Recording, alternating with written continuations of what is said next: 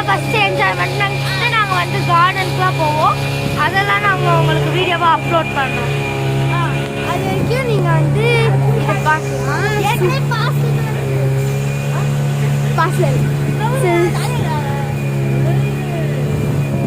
சூப்பராக